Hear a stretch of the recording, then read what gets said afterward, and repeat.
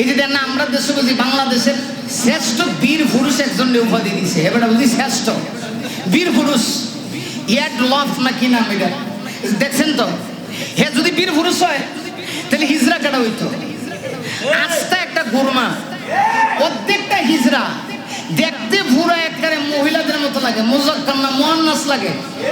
হেরা যারা কইছে বাংলাদেশের শ্রেষ্ঠ বীর পুরুষ, যারা এই উপাধি দিছে, আমার তো মন স্যার টেস্ট করা দরকার, এরা পুরুষ আছে না মহিলা পুরুষ, কথা কন না কেন? ঠিক হে বুঝি শ্রেষ্ঠ পুরুষ, বাংলাদেশের শ্রেষ্ঠ সুদর্শন পুরুষ যে লোকটা একদম মহিলাদের মতো সাজ সজ্জা করে, মহিলাদের মতো হাত জায়গায় যা লিপস্টিক লাগায়, আলট্রাসোনিক খেতা বালিশ টুট বালিশ সবকিছু লাগায়া মহিলাদের সুরত যে ব্যক্তি ধারণ করছে, হে বুঝিয়ে গেছে বাংলাদেশের বীর পুরুষ আর শ্রেষ্ঠ পুরুষ।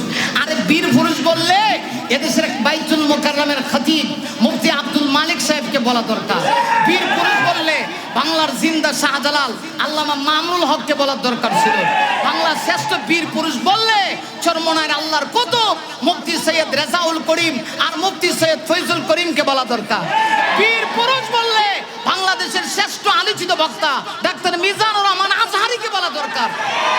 ওই হিজরাগুলির একটার সঙ্গে ওই সমস্ত মানুষ পড়ে না, কারে দেখছে অর্ধেক মরদ অর্ধেক আওরাত, বেটা বেটি মিললে যে সাজসজ্জা ধারণ করছে, হে বুঝি বাংলাদেশের বীর পুরুষ।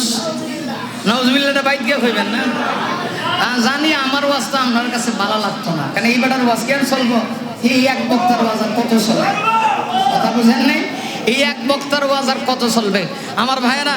তাহলে একটু বোঝা দরকার যে এই কথা বলছে যে হাফ লেডিস মার্কা মানুষকে যে বীর পুরুষ বলে, আসলে কি এর ভিতরে মানুষত্ব ভূত আছে কিনা একটু টেস্ট করে দেখা দরকার, কথা ঠিক কিনা?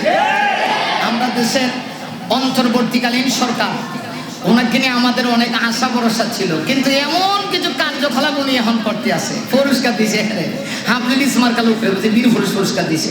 এইটা বুঝি একজন জনপ্রিয় জননন্দিত পৃথিবী বিখ্যাত মানুষের কাছে বাংলার মানুষ আশা করে। আরে কপাল বুঝি এতই ফুটছে, ঠাডা পড়ছে কপালের উপরে, ঠিক কিনা?